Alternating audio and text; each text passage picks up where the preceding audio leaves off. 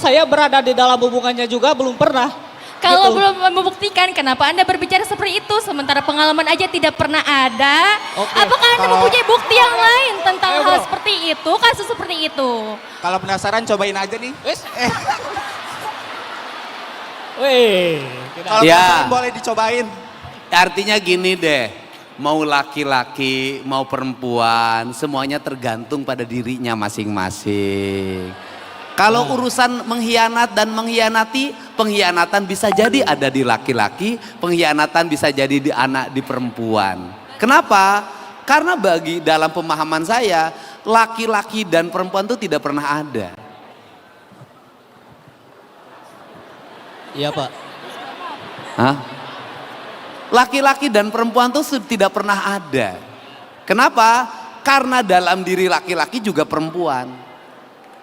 Dalam diri perempuan juga laki-laki. Yin yang, feminim dan maskulin itu kan bukan bentuk fisik. Feminim dan maskulin itu adalah sifat, karakter. Artinya ini sih memang bentuknya adalah feminim, tapi sifatnya maskulin.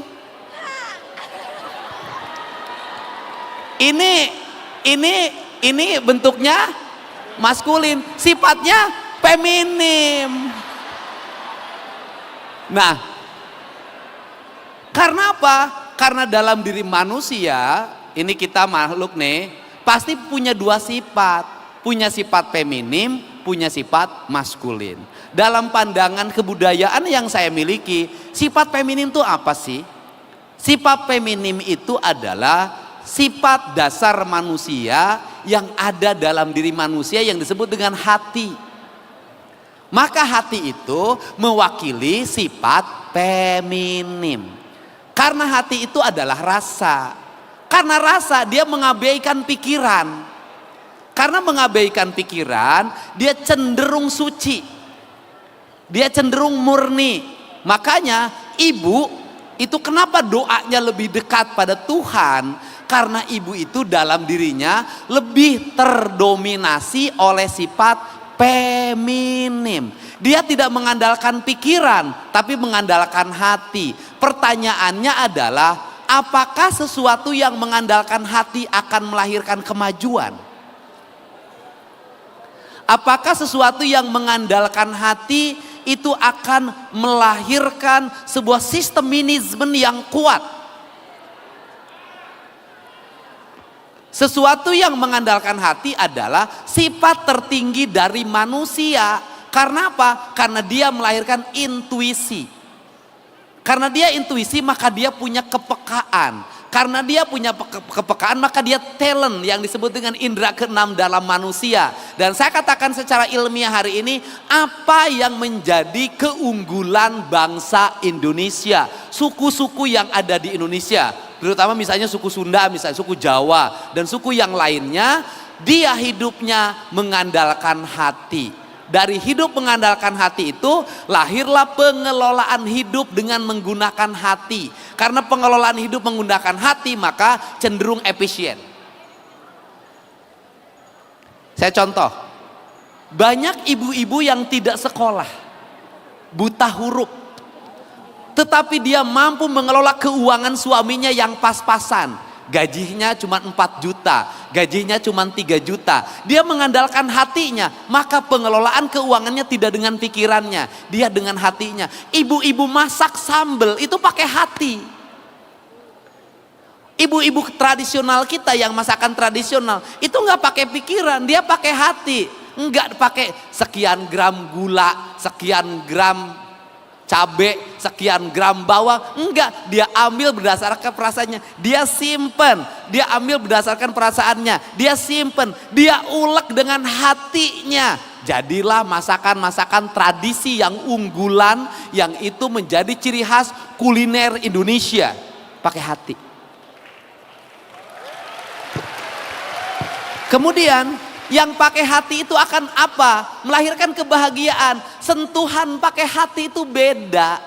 Orang berucap pakai hati itu beda. Ini kalian semua berdiri di sini, duduk di sini menjadi mahasiswa, tumbuh karena kalian hidup berdasarkan hati ibumu masing masing-masing. Ini adalah karya-karya hati. Kalian menjadi manusia itu juga lahir dari hati, dari percintaan, lahir dari perasaan, melahirkan dengan perasaan, menyusui dengan perasaan, memberikan makan dengan perasaan. Jadi apa yang menjadi problem bagi Gen Z hari ini? Banyak mereka yang hidup orang tuanya tidak lagi menggunakan hati dalam pendidikannya. Itu. Oke, hati. Yang kedua adalah pikiran, itu mewakili kaum maskulin. Pikiran penting, penting. Kenapa? Karena tidak semua sesuatu diukur pakai rasa, harus ada diukur pakai pikiran. Untuk apa? Memasuki standarisasi. Bagaimana standarisasi? Dita memasuki kelas dunia. Di mana dunia keukurannya harus nyata, ada timbangannya, ada meterannya, semuanya harus nyata. Kemudian harus dibuat dalam karya-karya ilmiah, jurnal-jurnal internasional. Itu, nah orang tua kita dulu itu kenapa karya-karyanya tidak mendunia? Karena mereka tidak ditulis.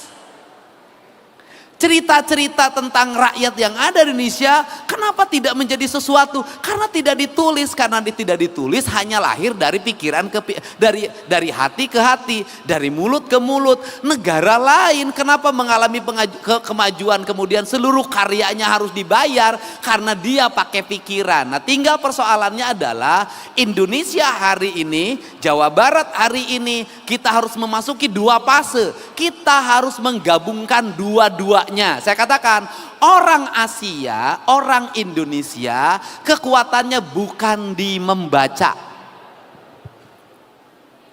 Orang Barat kekuatannya di membaca. Orang Indonesia, orang Jawa Barat, orang Jakarta, ini Jakarta sebagian, ada orang Banten, kekuatannya bukan di membaca kemampuan dirinya, di mendengar dan di melihat. Jadi ada orang yang hebat karena sering mendengarkan, maka teori pendidikan lama itu guru itu bercerita. Teori pendidikan lama guru itu bercerita, guru-guru ngaji itu ngajar di pesantren itu bercerita. Kita sejak kecil banyak mendapatkan cerita sehingga anak-anak yang kaya pikirannya itu lahir dari keluarga yang ibu bapaknya pandai bercerita yang masuk dalam pikiran kita. Nah, sebenarnya kekuatan orang kita itu di pendengaran, di banyak mendengar.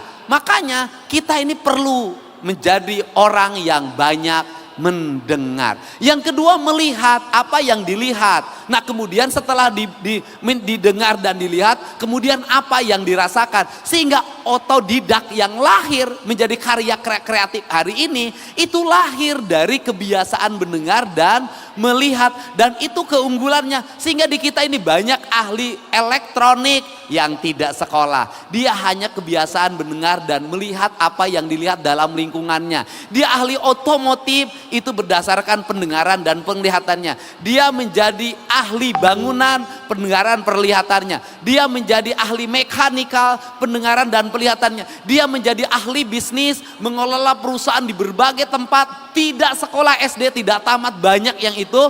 Kemudian apa? Pendengaran dan penglihatannya melahirkan banyak pengalaman bagi hidupnya. Maka keberhasilan manusia itu bukan hanya sekedar berapa yang dia baca, IP-nya berapa, tapi seberapa besar dia melewati gelombang hidup yang panjang, yang dia hidupnya pasang surut, terlatih emosinya, maka lahirlah kecerdasan intelektual, kecerdasan emosional, kecerdasan spiritual atau intelektual quotient, emosional quotient, dan spiritual quotient. Jadi mahasiswa yang unggul bukan hanya mahasiswa yang tinggal di perpustakaan baca buku, tetapi mahasiswa yang unggul adalah mahasiswa yang membaca, mahasiswa yang mendengar, mahasiswa yang melihat, mahasiswa yang merasakan. Maka organisasi terbesar bagi hidup Anda adalah seluruh alam semesta harus Anda lewati dalam perjalanannya. Sehingga ketika tadi bicara persoalan healing, traveling, itu sudah bisa menjadi bagian pengayaan pikiran Anda. Bisa healing gratis, bisa traveling gratis. Dengan cara apa? Penghayatan hidup didapat dari pengalaman hidup.